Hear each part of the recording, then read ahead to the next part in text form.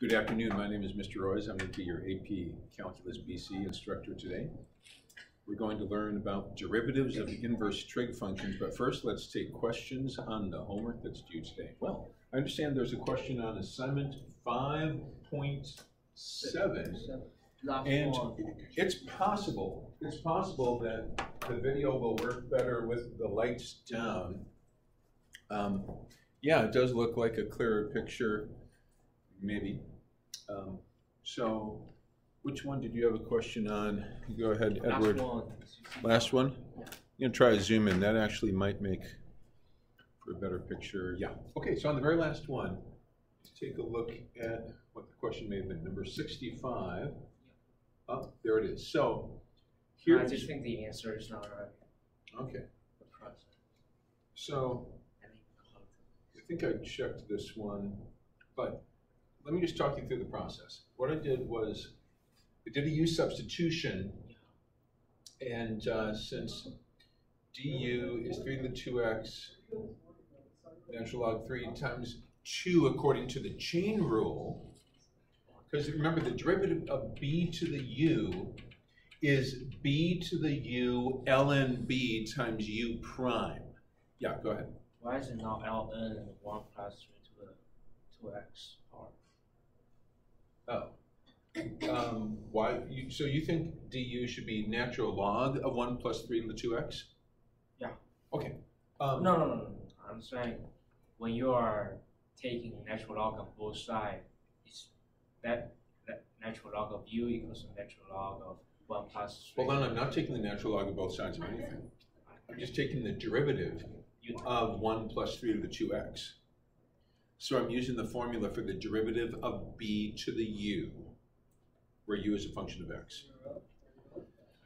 So the derivative of b to the u is b to the u natural log b times u prime, which is 2. So this is where you have the question, right? Do you want more? Do you want additional explanation as to why du is equal to this? Yeah. You take natural log on both sides, and then you... What do you mean take natural log on both sides of this? And then... Yeah, but then you have the natural log of a sum. Yeah, that's why I don't understand. Well, okay, so you're talking about using logarithmic differentiation, and we did use logarithmic differentiation to derive the formula for the derivative of b to the u. Yeah. But once we've derived it, we don't have to keep deriving it. We can just use the result. So the result that I'm using is that if y equals b to the u, where u is a function of x, then y prime is b to the u ln b times u prime. This is proven using logarithmic differentiation, but you don't have to, I'm not obligated to rederive it every time I use it. So, do you agree that this is true? Well, it doesn't apply though. It's not b to the u. It's b to the u plus 1. But we do have b to the u, because the derivative of a sum is the sum of the derivatives. The derivative of 1 is 0, so that's why it drops. And the derivative of b to the u is b to the u ln b times u prime. So it does apply. This formula, where did it go? This formula does apply. Does that answer your question to your satisfaction? Right. Are there any other questions on either problem 65 or the homework that's due today, assignment 5.7? All right. Well, then let's go ahead and transition to the new material, which I invite you to record on a sheet of student-supplied paper or a student-supplied electronic document. On 5.8, there's only 9 sections in Unit 5, and we're on Section 8. We could probably do 2 sections today, but doing the Math and Worldview presentation, which involves a video clip from the movie Shrek. Have you ever seen the movie Shrek before? Shrek 1? That's like from back in the day. Shrek 1. Have you seen Shrek? The movie Shrek? You're going to see, if all goes well, you're going to see the first 90 seconds of the movie Shrek. So it'll be an experience in learning American culture. Yes, it's part of American culture. Here we go. Derivatives of inverse functions. By the time you walk out of here today, I'm hoping that you will know, one, the derivative with respect to x of arc sine x and its partner in mathematics, the derivative with respect to x of cosine x. They kind of go together. So I'll make them both blue. The derivative with respect to x of arc cosine x. And part 2 of the lesson will be the derivative with respect to x of arc tangent x, which, by the way, you don't have to write it arctan. You can also write it tan inverse of x. Now, I understand why they tend to use arctan instead of tan inverse. This would never be pronounced as tangent to the -1 of x, because tangent x to the -1 power, that would be 1 over tangent or cotangent.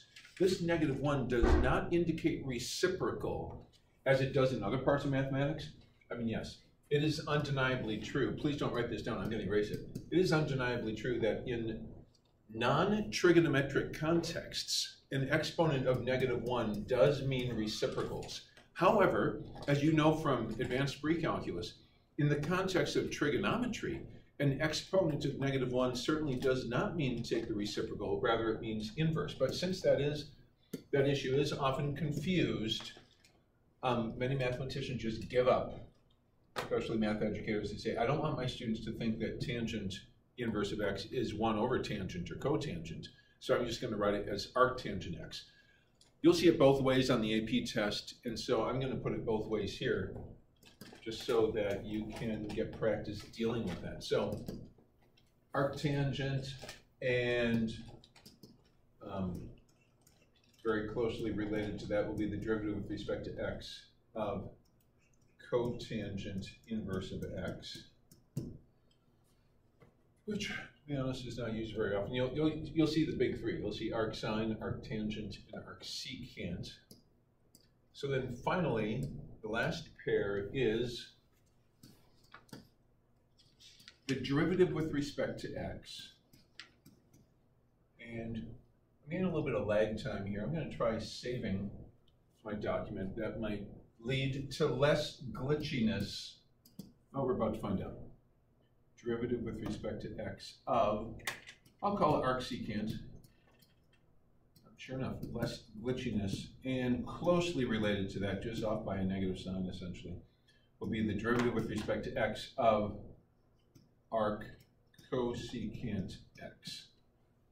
But the main emphasis of today's lesson will be on formulas 1, 3, and 5. So I'm just going to let this be the cover page, and then we're going to go on and derive these, and then come back and fill them in. So right now they're blank.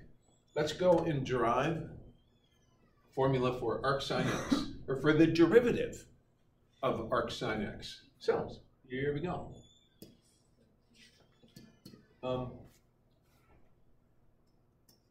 Suppose y is equal to arcsine x, which is another way of saying that y equals sine inverse of x. If I were to take the sine of both sides of this equation, that would give me the sine of y equals the sine of the sine inverse of x. To what does the sine of the sine inverse of x simplify? X. X is correct. So we can think of this as the sine of some angle is x over 1. Let's draw that angle in the context of a right triangle. So angle y has a sine that is the ratio of opposite to hypotenuse, is one way to think about it. I know in advanced pre-calculus you learned about the definitions of sine and cosine in terms of the unit circle, where the sine of x, or the sine of an angle, is the y coordinate of the terminal point, where the terminal ray intersects the rim of the unit circle, and the cosine of an angle is the x-coordinate of the terminal point. But let's just go back to triangle days, SOHCAHTOA days. Even though once you said hello to the unit circle, you really should have said goodbye to SOHCAHTOA for the most part. I'm sure it was an emotional breakup for you. There's occasional reunions, but most of the time we're using the unit circle instead of SOHCAHTOA. Now, check this out. What is SOHCAHTOA? Oh, SOHCAHTOA, that's just that mnemonic device for remembering that the sine of an angle, if it's an acute angle, is opposite leg, the ratio of opposite leg to hypotenuse. The cosine of an angle is the ratio of adjacent leg to hypotenuse. The tangent of an angle is the ratio of the opposite leg to the adjacent leg. SOHCAHTOA. It's just a little mnemonic device. It sounds like someone's talking like an American Indian. Maybe stereotypically, maybe something that Pocahontas might. If you wanted to sound like Pocahontas, you might say SOHCAHTOA. Japanese. Let's go back. SOHCAHTOA. Delete that from the table. Further questions on that? All right. So anyway, so since sine y is equal to x, oh, it's interesting. We're looking for y prime. And we know how to find y prime using implicit differentiation right here. Go ahead and take the derivative of both sides of this equation and solve for y prime.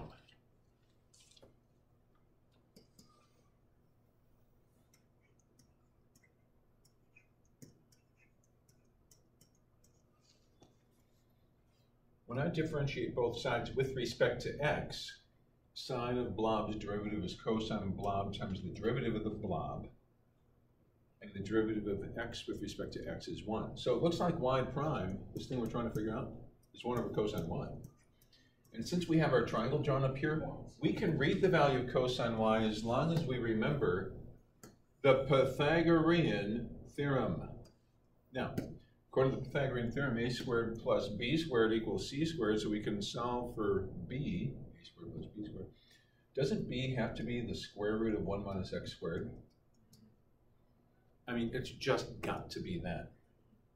So now I can read cosine y from the triangle to get y prime, which is really the derivative of arcsine x, is 1 over cosine y is SOHCAHTOA adjacent over hypotenuse, the square root of 1 minus x squared. We just found the derivative of sine inverse. Let's take it to page 1. Let's record it. Question? Go ahead. Why do you not just write secant y? Because it's a lot easier to read cosine from a diagram. I mean, we have our SOHCAHTOA mnemonic device than it is to read secant y. If you want to read secant y, fine. Secant y is hypotenuse over adjacent. Same thing, same answer. Just going to close the door for a second here. I'll be right back. I'm not leaving you. You guys seem to be playing computer a lot. Alrighty, so let's take that to the front. Let's go to our cover page and fill in the derivative of arcsine x. Most people just memorize this, but occasionally they forget it. If you forget it, you can just draw that little triangle and re-derive it on your own. It's 1 over the square root of 1 minus x squared. And by the way, when they ask you to find something like the derivative with respect to x of sine inverse u, it would be none other than 1 over the square root of 1 minus u squared times u prime. The derivative of arcsine blob is 1 over the square root of 1 minus blob squared times the derivative of the blob. Oh, by the way, we could do the whole thing again with our cosine, but it would just come out negative. It would be negative 1 over the square root of 1 minus x squared. So probably the biggest idea here to box, you like boxing things? Here's the first big thing to box. Derivative with respect to x of sine inverse u. That's where u is a function of x. So in today's lesson,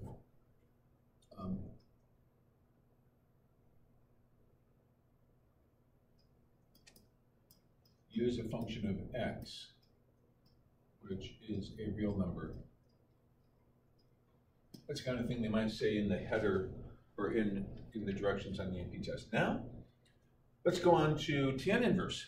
So we need to, unless there's any questions, I'd like to pause here. Do you have any questions as to where this brand new important formula came from? Most people just memorize this. But if your memory fails you during the test, think about it. It really didn't take too long to knock out the derivation. Just go through the derivation. You might want to practice the derivation a few times before the test to make sure that you could do it in case your memory fails you. Next, let's look at the, let's look at the next formula, which is tan inverse. So, problem 3, y equals tan inverse x. My guess is that you might be able to figure this out on your own. Kind of go through a similar process that we did for sine inverse. See if you, by drawing a triangle, can come up with the formula for the derivative of tangent inverse all by yourselves.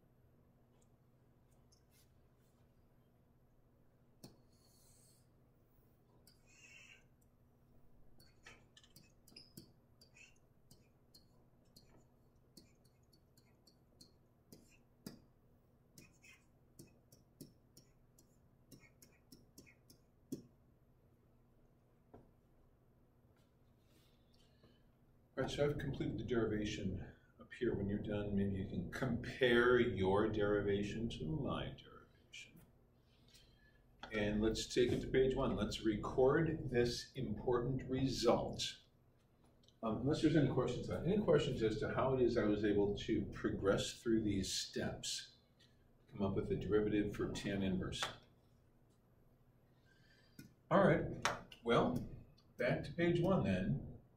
Here we go. We just discovered that the derivative of tan inverse x, also known as arctangent x, is 1 over 1 plus x squared. As far as memorization goes, this is the easiest formula of the day to memorize.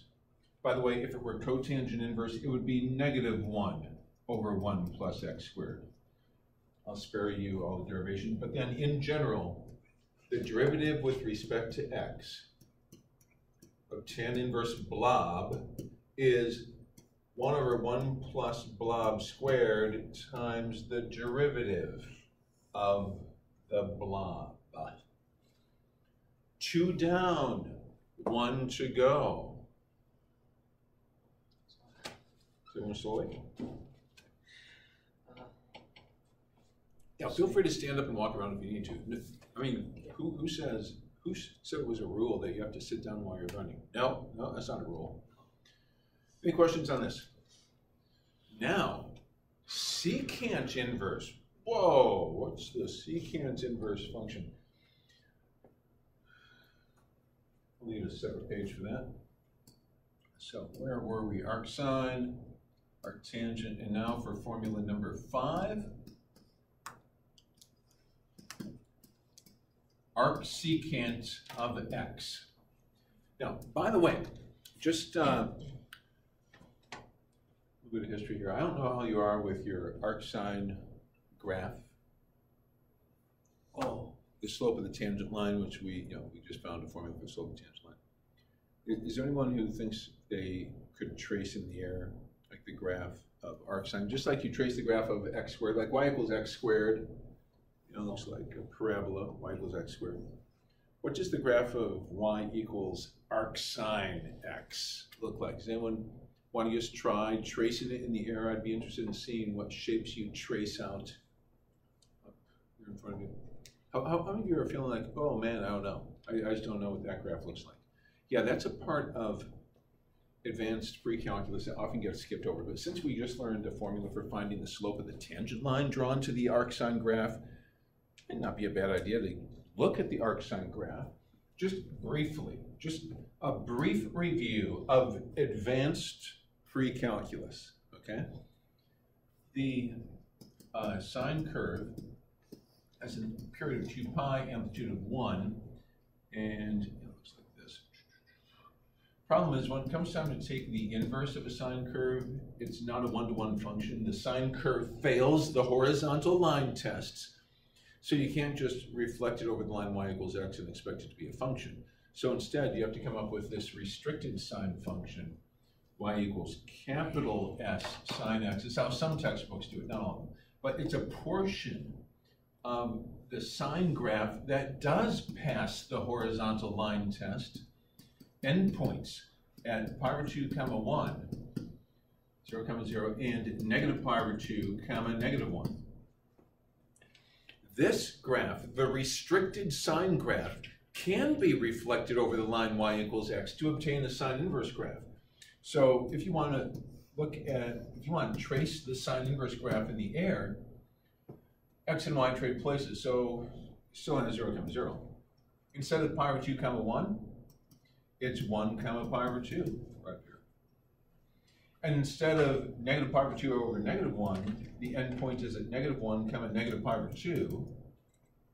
And the shape of the graph has a shape of like a water slide that would be a fun water slide to ride, not one that's potentially deadly. Sometimes people get confused. Is it the blue graph? You know, when I'm tracing the shape of sine inverse in the air, is it like this, or is it like the orange graph? Can you imagine a student getting confused as to whether arcsine is shaped like the orange one or shaped like the blue one? I mean, I think of it, just imagine this is the cross section of a water slide. Imagine you were riding the orange water slide. You know, you wait hours to get to the top. Finally, you're there. You sit down, and because the slope is so gentle, you sit there, and you don't like even start sliding very much. You're wearing your bathing suit, and the skin on the back of your legs tends to stick to the hard plastic. And then, so people behind you are getting angry. They're impatient. It's part of their fallen nature, and they start kicking you in the back. This makes you angry. So you start moving, you're angry, you're injured, and then you catch some air because this suddenly gets so steep, and then you hit hard on the plastic, going unconscious. You slither into the water, hopefully face up. So that's the experience of the orange water slide. But imagine riding the blue water slide. You hop on the blue water slide. It's an exhilarating initial drop. You shoot off into the air, splash into the water, and you're like, let's do it again. That's right, the sine inverse curve is the fun water slide, not the potentially lethal water slide. Have any questions on that? The fun water slide. That's your sine inverse curve. So we could write equations of tangent lines drawn to this, and you would use, you know, y prime equals 1 over the square root of 1 minus x squared. Find the slope of the tangent line. I mean, you can use all your sine inverse ideas, like, you know, the sine inverse of 1/2 is pi over 6. Probably remember that from advanced pre-calculus. Sine inverse of radical 2 over 2 is pi over 4. So you got all these points. You can find the slope of the tangent line using this guy in here. Just replace x with 1/2. So that's how you might use it. So anyway, that's the shape of arcsine. You could go through a similar analysis for the shape of arc cosine, but do you remember in pre-calc how they said the range of arcsine was negative pi over 2 to pi over 2? You could never get like an arcsine function to give you something like a pi or 5 pi over 6 at always. Well, that's because of the restriction here. And for the cosine graph, the restricted part that guarantees a one-to-one function is from 0 to pi. It's 0 to pi. And that's why the range of the cosine inverse function is 0 to pi. It's because the restricted cosine function goes from 0 to pi, because that's where the cosine function passes the horizontal line test. Now, what about secant? That's the one we're going to next. What does the graph of secant inverse look like? Well, my guess, and this is just my intuition, I might be completely off on this, But my guess is that since no one really knew what the graph of sine inverse looked like, fun water slide, if I were to ask you to trace out the graph of secant inverse in the air, you'd be like, clueless, right? It's like, no way, there's no way. Let's look at the graph of secant inverse. This is technically a pre-calculus thing, but most people don't learn it until calculus. Well, no, back when I took calculus at Wheaton College. I wasn't like you taking calculus in high school. I took calculus at Wheaton College. And after that course was over, believe me, I did not know what the graph of secant inverse looked like. That was until I started teaching. And yes, Edward. Can we have volunteers to try? Do you think you know what it is? I know what secant is, and No, but do you know what we it is? can take part of it. And that's Well, maybe you can talk me through this. I mean, if we set this up here, I'll let you take a stab at what the restriction yeah. is. I usually just I mean, in green, I'm going to do the cosine graph. This is the guide graph. So cosine from negative pi over 2 to pi over 2. And then I'm going to use, so the secant graph has a vertical asymptotes at pi over 2, 3 pi over 2, etc. Negative pi over 2. So this is a graph of secant, but it has that familiar problem of failing the vertical line test.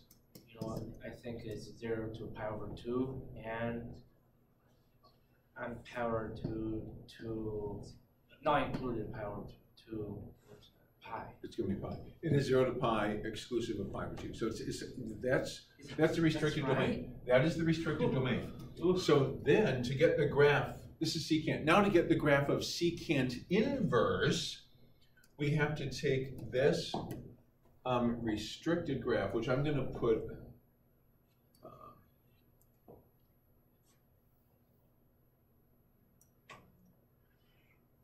so actually it's inclusive of 0 and pi. So it's from 0 to pi inclusive, excluding pi over 2. So the graph of secant inverse is a reflection of this bold-faced graph over the line y equals x. So now that we see the bold-faced graph, let me just de-emphasize that. I want to be able to get all of that graph and shrink it down. So with this as our guide, we're now going to get the graph of secant inverse, which it's not, sometimes they ask you limits about the secant inverse graph. So it's not a bad idea to know what the graph looks like. To emphasize, the endpoint here is pi comma negative 1. This endpoint is 0 comma 1. See if you can do it. See if you can sketch the graph of the secant inverse function. I'm going to work on it up here. You please work on it independently of me.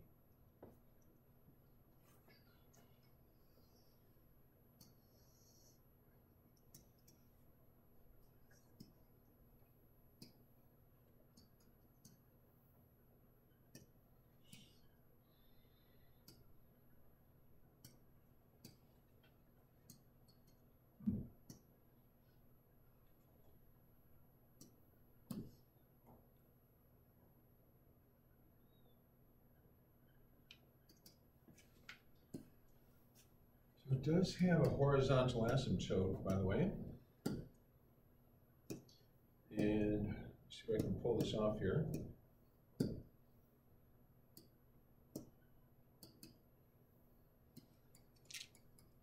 Horizontal asymptote is y equals pi over 2. And instead of 0 comma 1, we've got an endpoint at 1 comma 0. And just imagine reflecting that like we did earlier in this unit. Reflecting it over the line y equals x. You can use your imagination, fold it over, and you can see it in your imagination going like this. In orange.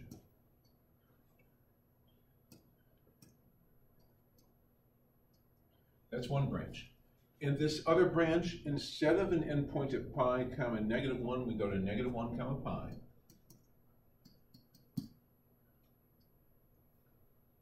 And it flips. Did I do that right? Yeah, you can see it reflecting over the line y equals x. So notice there's nothing between negative 1 and 1. There's no inputs between negative 1 and 1. The domain of this function is negative infinity to negative 1 inclusive union 1 inclusive to infinity. So we'd like to find a formula that gives us the slopes of the tangent lines for any value of x in the domain of this function. This is the graph of y equals secant inverse of x. And oh, by the way, if someone asks you, what's the limit as x approaches infinity of secant inverse of x? If you know the graph, you can say pi over 2. You can say, what's the limit as x approaches 1 from the right of secant inverse x? That limit is 0. What's the limit as x approaches 1/2? That limit does not exist. There is no. Okay, so let's find the formula. Now that we have the graph, actually finding the formula for the derivative is probably significantly less complicated than just getting the pre-calculus graph. Sometimes calculus is less complicated than calculus. So, what do we have here? I think we have something that you'll probably be able to get this. So if y is secant inverse of x, give it a go. See if you can come up with a formula for the derivative using a triangle and implicit differentiation.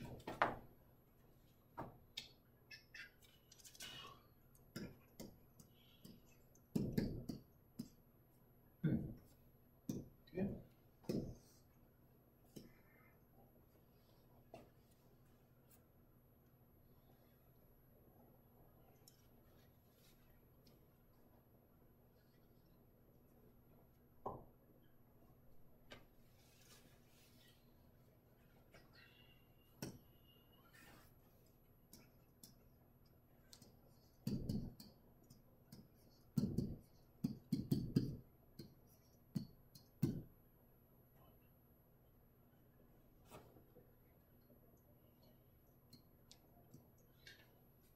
Thinking out loud here, 1 over secant is cosine.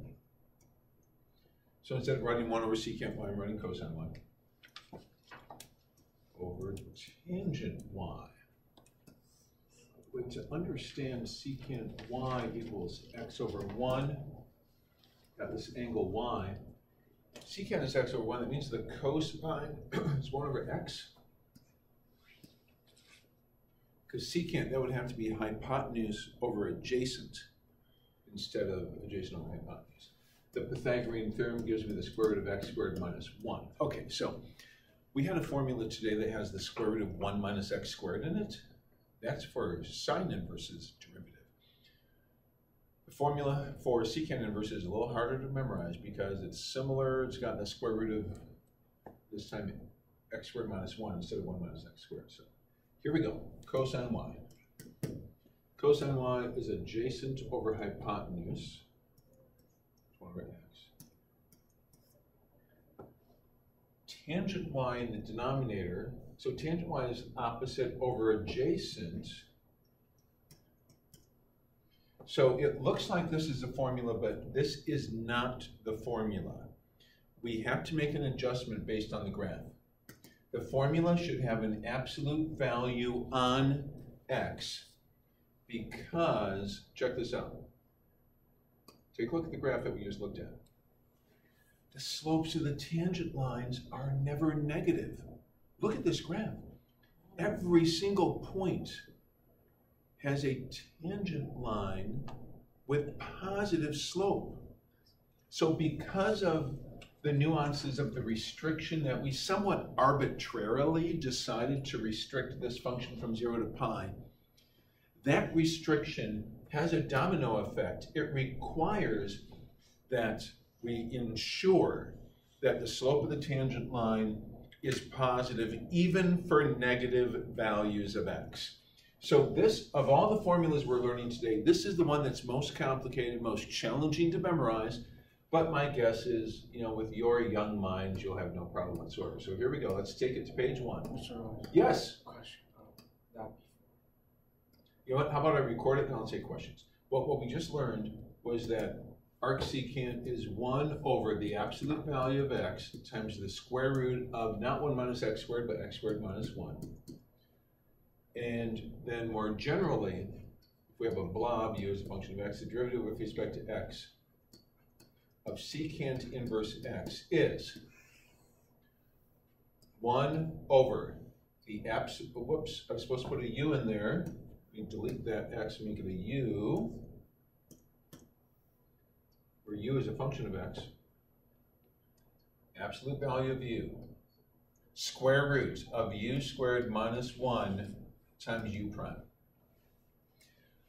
Some formulas I'll put the u prime just in the numerator here. U prime over. I like to put the u prime off to the side just to honor the significance of the chain rule, just to call into your imagination chain rule. By the way, this one is going to be -1 over the absolute value of x, square root of x squared minus 1.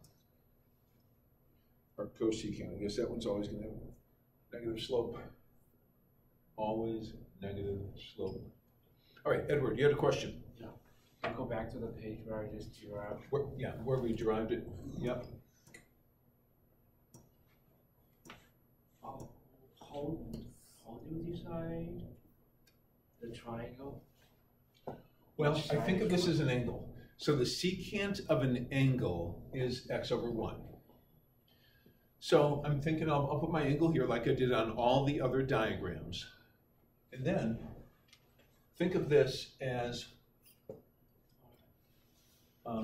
hypotenuse over adjacent, the reciprocal of cosine. So I put x on the hypotenuse, 1 on the adjacent leg, and use the Pythagorean theorem to get the third leg. Exactly. Okay, that makes sense. All righty. Well, we set out to come up with these 6 formulas. And we did it. That completes today's lesson. Not many examples. I just want to make sure you got the ideas. You know how to apply derivative formulas to calculus homework assignments, so I think you'll be fine. Do you have any questions on today's lesson?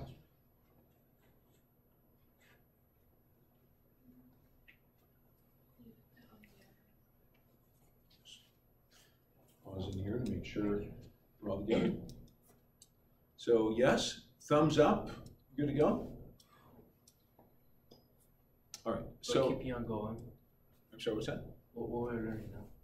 Now we're going to make a transition to a presentation on mathematics and worldview. Both the Christian worldview and non-Christian worldviews. It takes 45 minutes. Now it takes 2 hours, but I'm going to try to cram it into 49 minutes. All right. Okay? So Do I need to take notes on this? that's up to you. It's up to you. I mean, you'll know if you want to take notes. You'll know. All right. Well, friends, I'd like to set out to show you how solving problems in mathematics is closely related to how we solve worldview problems. What are the sorts of problems that come up in worldview analysis? Well, your worldview is really your map of reality. Most of you, all of you, have a map of some aspect of reality. I mean, reality is a difficult thing for most people to wrap their minds around. There's the seen realm and the unseen realm. And as you grow up, you get a map of that which is seen, but then you're also developing a map of that which is unseen.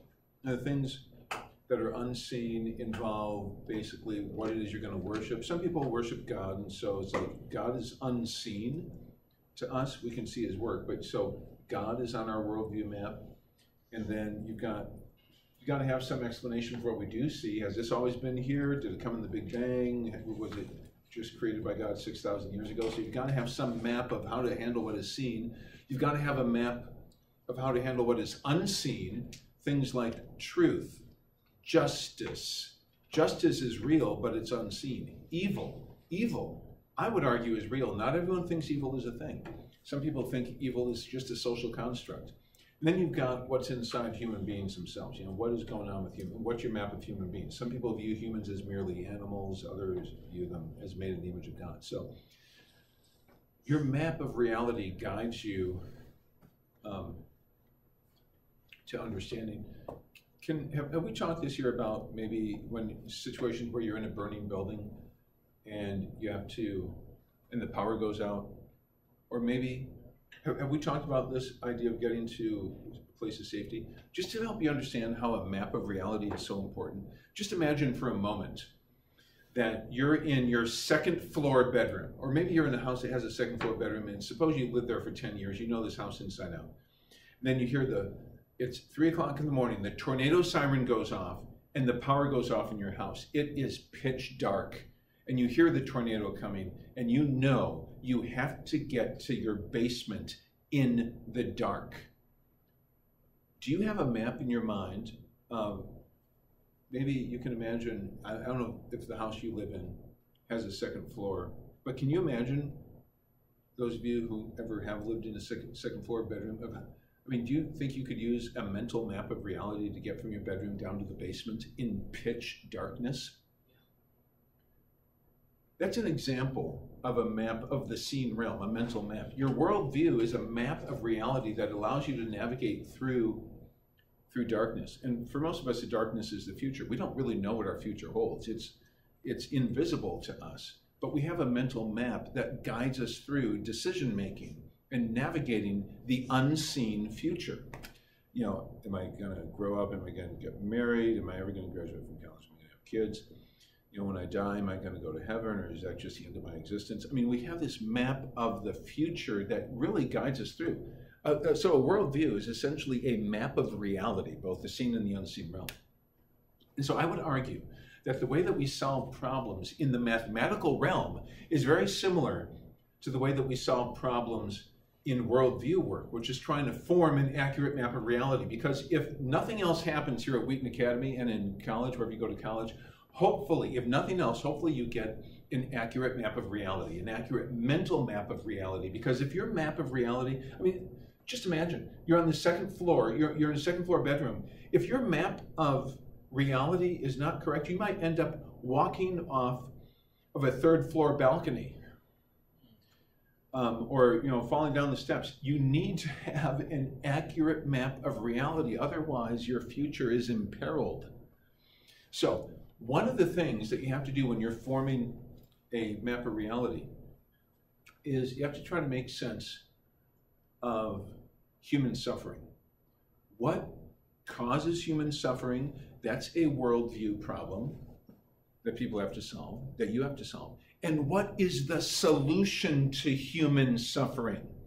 The way that mathematicians solve math problems is actually shockingly similar to the way that you as an educated person are going to solve problems in forming an accurate map of reality. So I'd like to show you how similar they are. And in the process, we'll see a clip from the movie Shrek. Okay? Are you ready for this? All right. Now, last Friday, I had surgery. My appendix was taken out. The night before that, my wife came to me with a math question. We've been married 31 years. I can count on one hand the number of times. No, actually, it's been probably more than 10 times that she's asked me for a math input. Part of this is her handwriting. Here's the math problem that she came to ask me about. The weird thing is that it's the same thing that I'm teaching in Algebra 2, which is solving systems of 2 equations and 2 unknowns. Okay. This is the first time my wife's ever come to me with a question that basically I had to come up with a system of 2 equations and 2 unknowns. She just published a book, it came out September 12th. And she's trying to figure out how many books does she have to sell in order to equal her advance. They give her like a certain number of $1,000 in advance just to write the book. And then once that advance is paid for by book sales, then she can actually start getting paid beyond that. Yeah, go ahead. Can I know the name of the book? Yeah, the book is entitled Redeeming the Feminine Soul. God's Surprising, here, let's look it up at Amazon, see how it's doing. But yeah, if you were, I'm not here selling books, but since you asked, her name is Julie Roy. Julie Roy's Amazon Soul. I'll probably bring it up. Redeeming the Feminine Soul, God's Surprising Vision. So, like, this book is in paperback form, but you can also get the e-book, the Kindle version.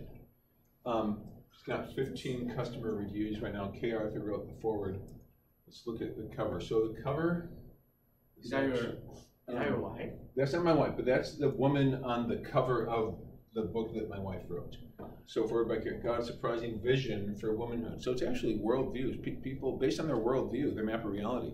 Some people, womanhood is a lot different than it is for other people. But anyway, so that book came out September 12th. And so it's really up to her to sell the book. And so she told me that the author of the book gets $2.5 for every ebook that is sold and $1.4 for every paperback. That's what goes to the author. I mean, Amazon, the book is selling for, what is it? How much do they charge for this thing? Looks like at Amazon, you can get paperback for $11.69 if you have a Prime membership. The Kindle book is $9.99. And anyway, and she also learned from her publisher that about 28% of book sales are ebooks, the Kindle version, and about 72% of book sales are paperbacks. And so I realized that I had to, in the spirit of the spherical chicken, I had to attach meaning to a symbol with words. I said, well, she's asking me how many ebooks, or how many paperbacks do I have to sell? How many ebooks? Until I get my advance back. And so I immediately sense it's going to be a system of two equations, two unknowns. I used my uniquely human ability to attach meaning to a symbol using words. I said, let X represent the number of ebooks, and let Y represent the number of paperbacks sold. And then I came up with a verbal model for this. And my basic idea was that the income from the ebooks plus the income from the paperbacks would be the total income. Some of this I have to click through kind of fast, so I'm going to get my clicker installed and turned on. But anyway, and then basically to find income, it's like slope is output changeover. It's like the slope, and that's all stuff that, as a calculus student, this is no mystery to you. So one equation I came up with was, okay, what was it, income per ebook? What was it, $2.5 per ebook? Is that what it said? And $1.4. Now, I told my wife I was going to use this example. We decided, as a family, as a husband and wife, we decided we're not going to tell you what her advance was from Thomas Nelson, her publisher. So we decided to just use kind of a randomly selected number, $40,000. It wasn't $40,000. The truth is, it's either more or less than that, or we'll just use $40,000 as a working example. Now, so then it's like, oh no, what's the second equation? I know 28% of the books sold are ebooks. So at this point, there was some discussion, and I made a mistake. I wrote down an equation that I thought was true, but was not true. The equation I thought was true was that 2.5x is going to be 28% of 40,000.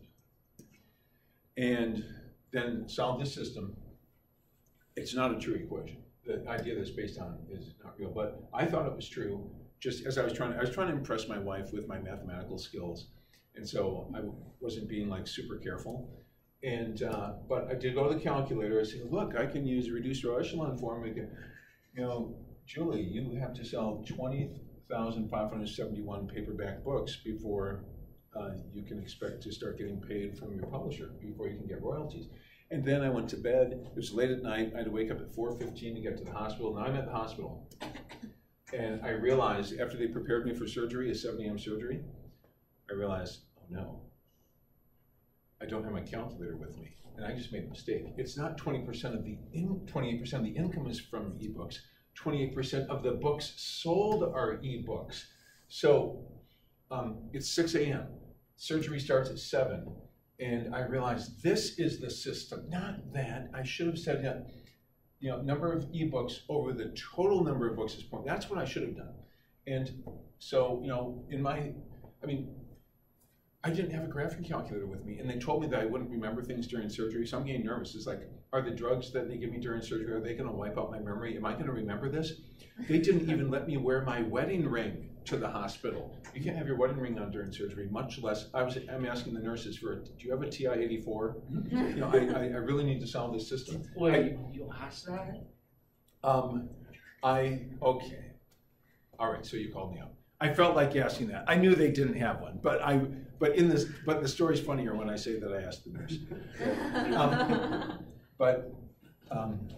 I did in my mind, without the TI-84, I was able to multiply both sides by x plus y, subtract 0.20. So this far, I was able to get in my head, but I didn't want to try to solve that system in my head.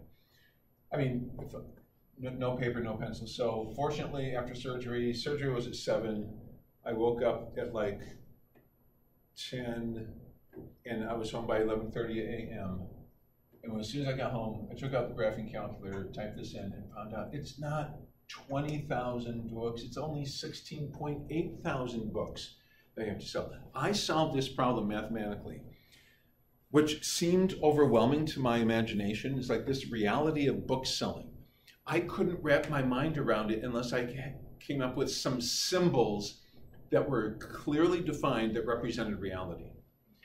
Now, so we're going to find out that there are screenwriters who try to solve the problem of human suffering in a very similar way. They use symbols, systems of symbols. Just like this is a system of equations, it's a system of equations that are made up of symbols. Books and movies are systems of symbols that make sense of reality. Now, and I submit this for your input. You might not agree with this statement, but one thing that I've noticed, this is a conclusion I've come to, and I'm going to try to support it during this presentation. But what I'm going to try to argue for is that there's a lot of leaders in the cultural arena who believe that the cause of human suffering is Christianity.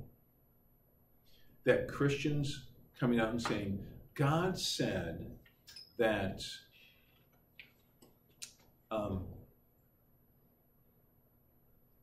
these things are evil and these things are good. And if you've done any of these evil things, then you deserve to go to hell and you need Jesus Christ to save you from your sin.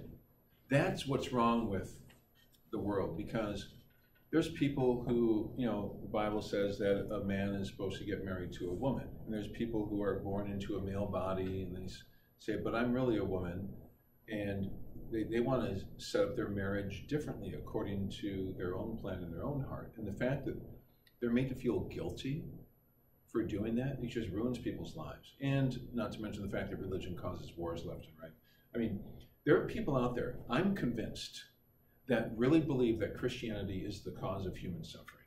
And if we could just erase from people's consciousness, from people's imaginations, these ideas of right and wrong that are rooted in Christianity, if we could only somehow find a way to set up a narrative, maybe a children's movie that has symbols in it that could be put together in a system to get people to erase the line between good and evil, and to say there is no such thing as good and evil. Good and evil are mere social constructions that communities make up, and the powerful people oppress the non-powerful people with these pronouncements about what is good and evil. We saw this with Adolf Hitler. He said, here's my definition of good and evil. The good thing is to be of Aryan descent, and if you're Jewish, if you're non-Aryan, then we're going to punish you by sending you to the gas chamber. And so that's your typical example of an authority figure, a rogue authority figure who's making a pronouncement about the way things should be. I mean, it's an easy one to refer to. But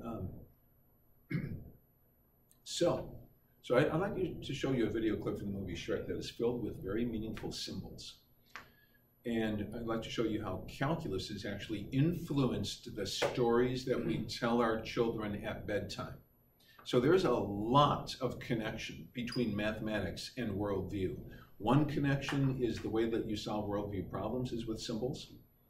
And the other is that mathematics has influenced the stories that we tell our children from the time that calculus was discovered in the year 1666 and 1667.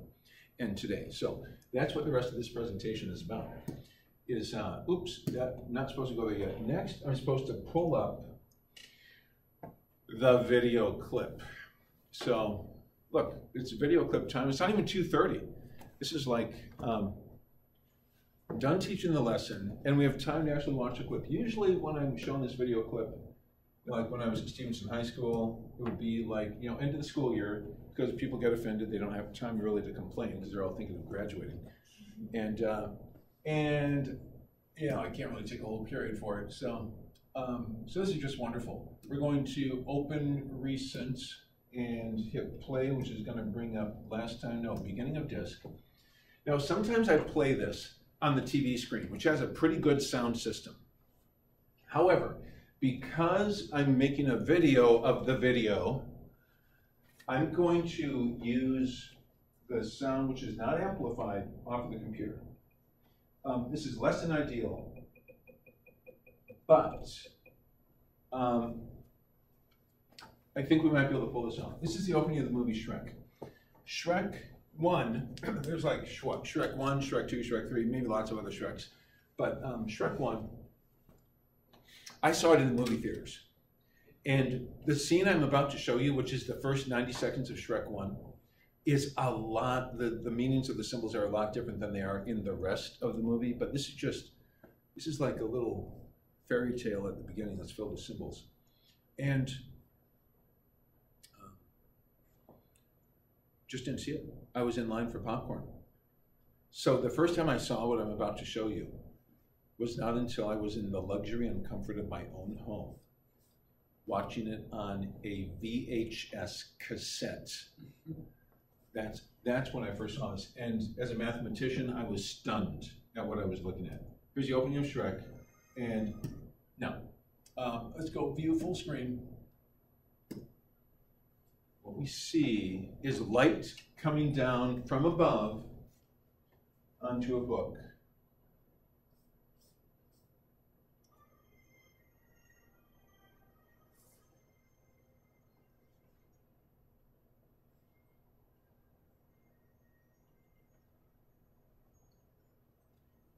Once upon a time, there was a lovely princess. She had been charmed with a fearful sword, which could only be broken by love's first kiss. She was locked away in a castle, guarded by a terrible fire-breathing dragon. Many brave knights had attempted to free her from this dreadful prison. None prevailed.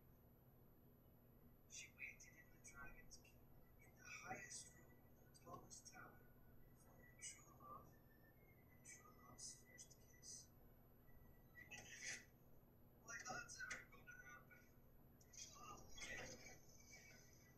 Somebody wanna tell me the world is gonna know me. I ain't the sharpest tool in the shed. Now, for those of you watching at home, you probably didn't hear Mike Myers' little narrative there. And there's actually one little, I want to stop it. But right there, that's actually an important scene right there. He ripped a page out of the book, used it as toilet paper, and now it's stuck to the bottom of his foot. And he's trying to get it off of his foot. This is a significant moment in what's actually going on here. This is the rejection of a meta-narrative. Let's analyze the symbols in here. Let's take a look at what's actually going on. And by the way, I'm not trying to say, oh, if you watch the movie Shrek, you've sinned, you need to confess. No, I just want you to understand that movies have worldview formation agendas in them. There's a lot of creativity, a lot of wonderful things in this movie, a lot of movies like them. However, if you are not aware of what the agenda is in terms of worldview formation, you can be a professing Christian on one hand and consume all sorts of symbol-filled media and have your heart end up believing in a plan of salvation that has nothing to do with Christianity. And it can lead to a lot of pain, a lot of depression. So if you're aware of what the symbols are, then you can enjoy the good in these movies and yet not be damaged by the worldview formation that is being attempted. So, but I've not yet established that there's worldview formation here. Let's just keep that image in your mind. I'm going to refer to it several times. But for now, let's put it down here. So for those of you who are listening at home, in case You just plain missed it. The whole point was that in this fairy tale, we have light coming from above. It's almost like coming from heaven onto the Bible, but it's really the light's coming through the vent in the outhouse onto this book. And, you know, we see that in this book there's a lovely princess. Once upon a time, there's a lovely princess. She lives in a kingdom, and but she had this enchantment upon her of a fearful sort. We find out later that this enchantment is essentially she's beautiful during the day, but ugly at night. Dual nature. Could only be broken by love's first kiss. So there's a dragon. She needs to be rescued from her being in bondage to the dragon. You're locked away in a castle guarded by a terrible fire-breathing dragon. Many brave knights had attempted to free her from the dreadful prison, but none prevailed. So all sorts of maybe false messiahs, if you will, but as she waited in the dragon's keep, the highest room of the tallest tower, for her true love. Or as they would say in the movie Princess Bride, true love. And so sometimes this whole true love thing gets made fun of. Sometimes it's happened before. And look at the page that gets written. The page after this, he rips out a page. The next page would have been about marriage, about the wedding day. Probably one of the most hotly contested features of the Christian worldview is that a marriage is between one man and one woman. Anyway, so then he tears it off, uses the image that represents the knight in shining armor, and uses that as toilet paper, presumably. Now, what is going on here? Let's take a look at the symbols. Now, just so you know, I'm going to use terms like pre-modern, modern, and postmodern in this presentation. And maybe I can turn the lights on. It's got to be weird to watch a video where it's kind of in the dark, except for, I think that you'll be able to see. Friends, when we talk about the pre-modern era, and I know some of you are taking notes on this, so it's probably good to have lights on anyway. But friends, this is Western civilization that we're talking about.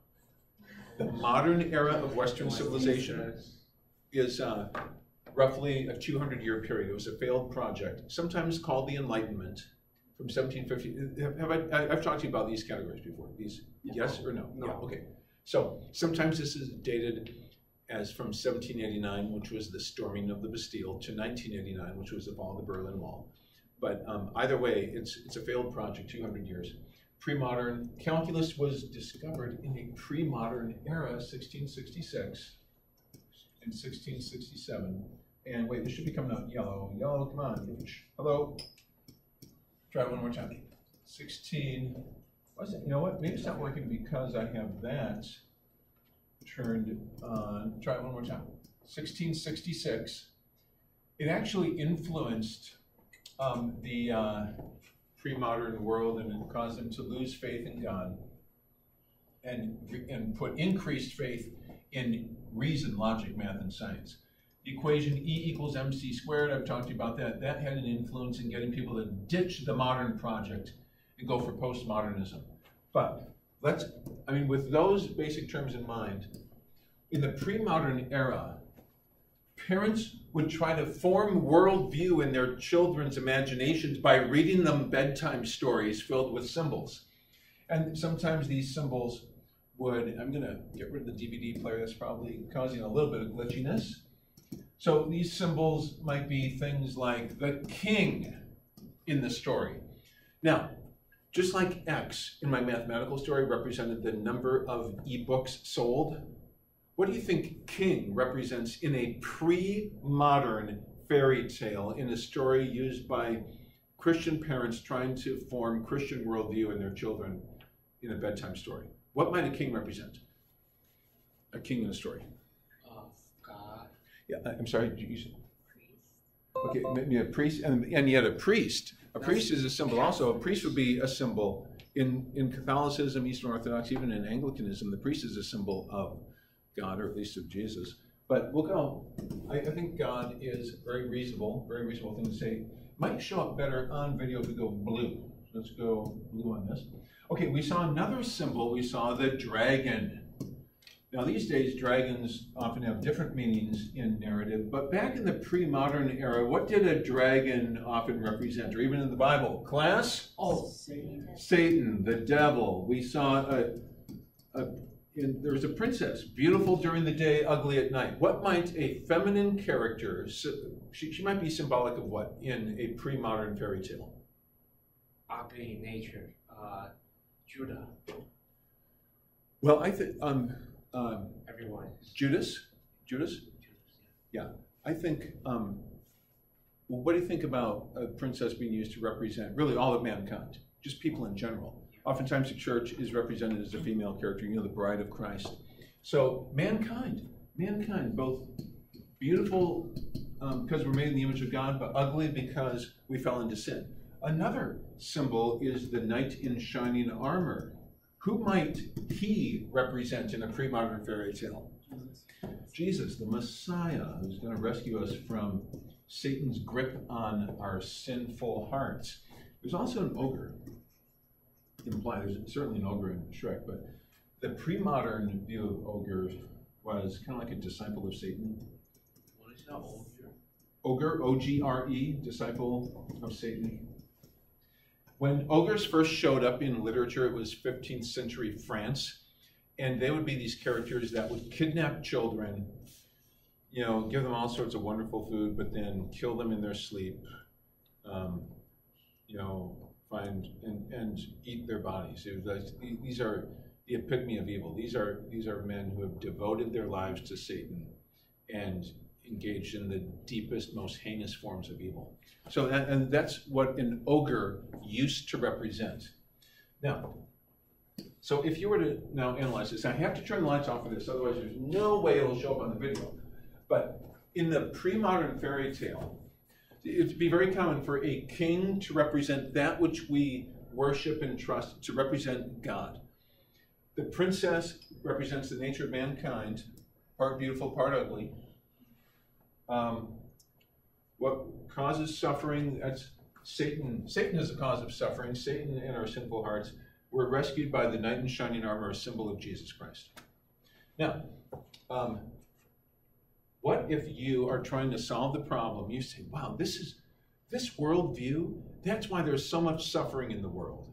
That's why there's wars and people just cannot be happy in their marriages because, you know, these men always have to get married to women and all these rules. Just ruining people's lives. We have to somehow get rid of this symbol system. Let's come up with, just historically, this is where calculus started. Calculus caused people to have faith in God, not so much faith in human reason, much more faith in human reason. Instead of viewing on your map of reality, instead of viewing mankind as part good, part evil, say, no, you know what? People aren't evil. People are good. People are good. You know what's wrong with the world? It's not people's sinful hearts. The problem with the world is war, poverty, disease, disaster, ignorance. Things that can be solved by going to the university, because our Messiah is not a truthful, loving person, Jesus Christ. The Messiah is disembodied truth.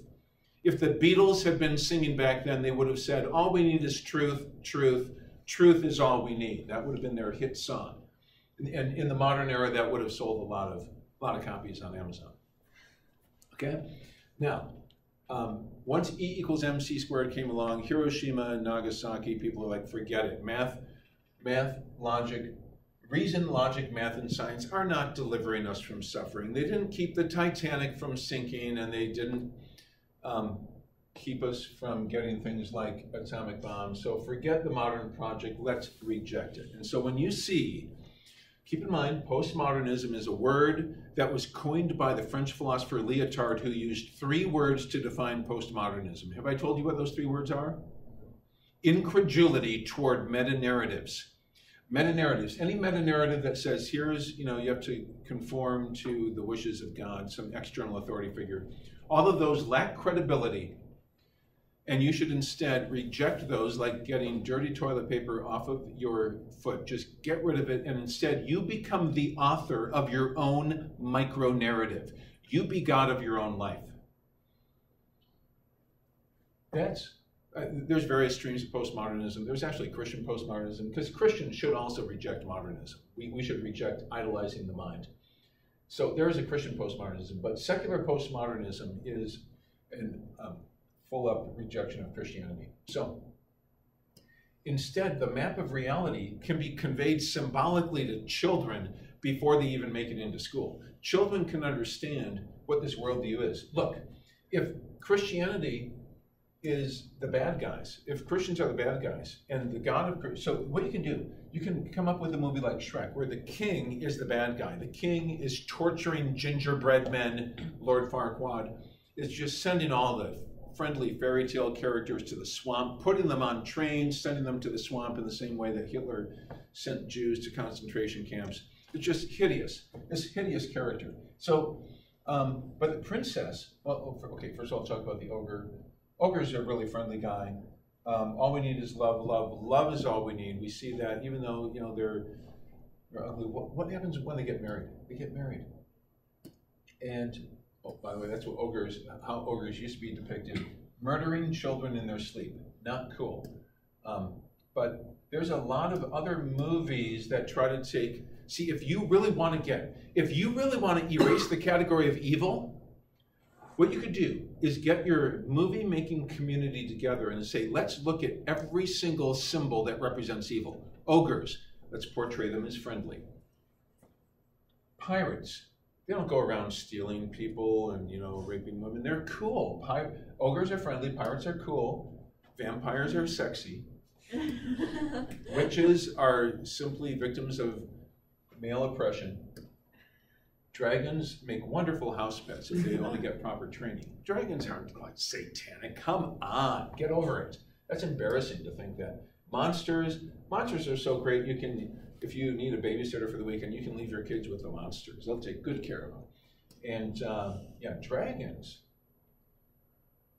The dragon in Shrek is not satanic. It's really helpful. I mean, suppose you need to crash a wedding, and you and Donkey need to, you know, make it over the tall wall.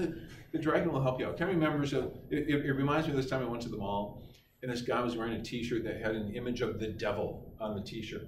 And the caption was, "God's busy. May I help you?" It's like, that's who this guy is. It's just a really helpful guy, and just so loving.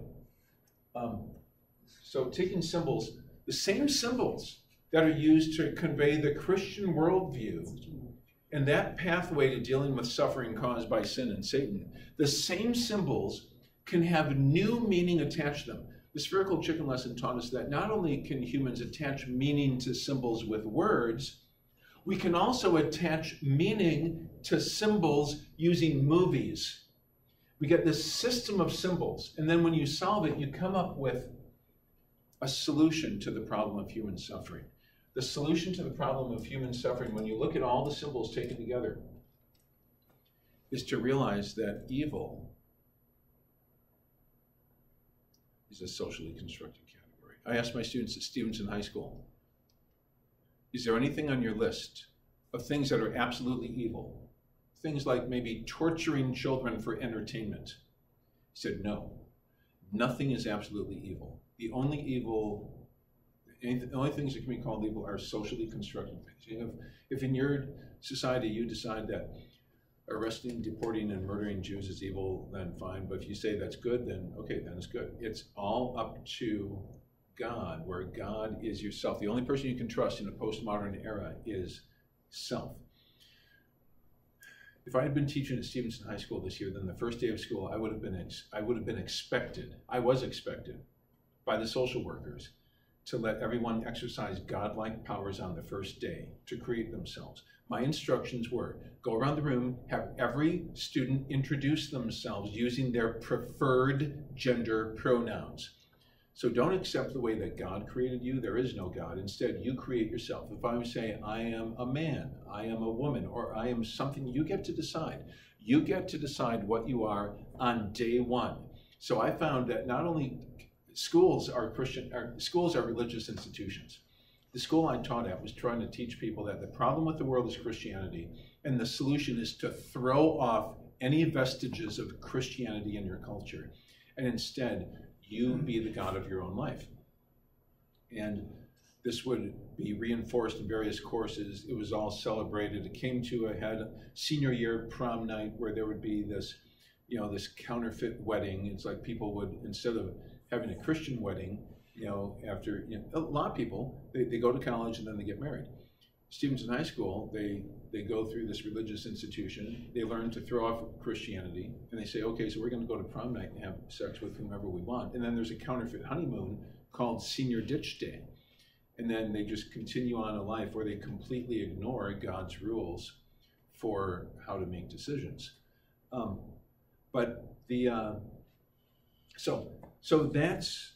it's possible for a school to be a religious institution. It's also possible for movies to have religious content, to have worldview content. Because if you look at the symbols in a movie and you understand how all the symbols are working together, you say, oh, they've come up with a plan that they want the children to learn that is seen, actually it's seen most profoundly when at the wedding in Shrek. In the wedding, Shrek kisses Fiona. Oh, there's Smaug, by the way. Smaug actually is an evil dragon. That's one thing about C.S. Lewis and J.R.R. Tolkien is that they use symbols that don't have changed meanings. The symbols have the same meaning as they do in the Bible.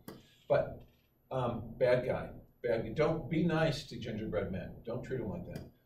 But when Shrek kisses Fiona, my generation watching that movie, we got whiplash because we were expecting what to happen. If you put yourself in my shoes, what were we expecting to happen when Shrek kissed Fiona in the wedding?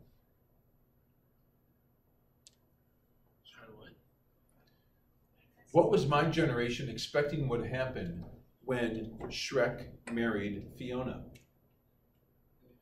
Well, do you know what actually did happen? She became ugly 24/7. Hi. Dare I ask Sedona Whitney here? No, sorry. No, all right, I left.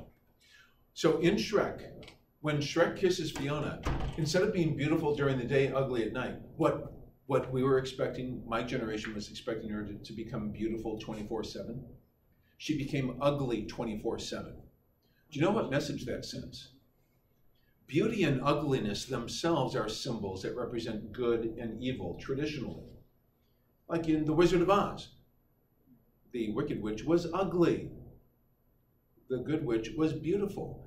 But when you symbolically say that beauty and ugliness are irrelevant, that's a way of sending your message of salvation, saying that good and evil are not a thing. They're not real. There's no such thing as real evil. When you abolish the significance of beauty and ugliness in the heart of a child, you're actually, without them having any knowledge of it, you are encouraging them to erase the line between good and evil. And you set up the nightmare scenario. The nightmare scenario is when a child says that based on the media that they've consumed, say, I'm not ugly. My parents told me that it's ugly to want to steal and be selfish and cheat. But I'm finding out that's not, ugly is not a thing. And so I don't need a savior. I don't need Jesus to save me. There's nothing to be saved from. That's the nightmare scenario. If a person who grows up in a Christian home ends up consuming a lot of media that tells them, you know what, you don't need a savior. There is no such thing as evil from which you need to be saved. So that's an example of how, should have shown you, should have still had the lights on. After he kisses the bride, there's this this miraculous transformation where it's like, the way I interpret this is that this is the transformation, this is the new life that you experience once you get rid of the categories of good and evil. She's still ugly, but it doesn't matter. It's like now she has love. And love is all we need. My view is that truth without love is too hard, but love without truth is too soft. You actually need both truth and love. And that's who Jesus is. He's a truthful, loving person. So what I'm arguing is that mathematics, in the same way that mathematicians use symbols to solve problems about publishing, people who are authors of stories, they use symbols to try to solve worldview problems. Problems like, how are we going to escape human suffering and solve the problem of human suffering? This symbolic system in this movie tells us that the way we abolish human suffering is by erasing the line between good and evil and realizing that's just a social construction. Now, is there anything that, something maybe you agree with, maybe something you disagree with in what I presented, or maybe something that's just confusing to you? It's like, you know, you're wondering what I'm talking about. So questions, comments, or pushback, now's the time. Wait, so Shrek is good or bad? Well, what I'm saying is that, I mean, there's a lot of wonderful creativity in Shrek, and it's fun. It's a fun movie to watch. However, it is conveying, in fact, the screenwriter Terry Rossio, this isn't accidental. It's not like he just creative writing, this is what he happened to come up with. He told his creative team, he went on record, he's online saying that the whole point of Shrek was to take the traditional fairy tale and turn it on its head. That's a politically correct way of saying we want to take Christianity and abolish it. I mean, because the traditional fairy tale was used by Christians to teach their children a Christian worldview. So, but yeah. So, and then he was also a screenwriter for Pirates of the Caribbean. And then it caught on. It's like, wow, these movies are really popular. Any movie that takes symbols of evil and points out, no, they're not really evil. The only really evil thing is authority figures who think they know the truth. People like King Farquaad, or like the authority figures in Pirates of the Caribbean. People who are in charge, powerful authority figures who think they know the truth. That's who we really have to watch out for. People who say, God says this is evil and God says this is good. God says marriage has to be between one man and one woman. That's what's really evil. That's what's really messing things up. So enjoy Shrek as long as you don't receive its message that's delivered through a very carefully crafted symbolic system. Just like a system of two equations and two unknowns, this is an even more intricate system of symbols that are designed to solve a problem of human suffering. Any other questions, agreement, or disagreement? I mean, I'm all ears. Am I onto something here, or is this just completely off base? This is great. Good question. Yeah. How did you get over it if you didn't believe that if you have a male body, you're not supposed to be thinking you're female? And how did you, while believing it's false, but still carry it? So, okay, so wait, I'm not sure I understand the question completely. Can you, I mean, I know you're asking about, the male and female body issue going on in culture today. Back at Stevenson. Oh, back at Stevenson. Yeah, how? Oh, so well, you don't agree with it. Yeah, I never cooperated with that. The social workers would say things like, they would very clearly communicate by using student voices in the meeting, saying that the compassionate teachers, the cool teachers, are the ones who go along with this and have people go around the room and announce their preferred gender identity. So it was very clear that even though we did not get a directive from the principal, this is what you have to do on day one. No, but it's very clear that if you don't do it, you're going to be considered a teacher who lacks compassion, a teacher who's not cool, one who's, supporting this system of oppressing people by, forcing them into either the category of male or female based on their biological characteristics. So, yeah. Well, cool or not?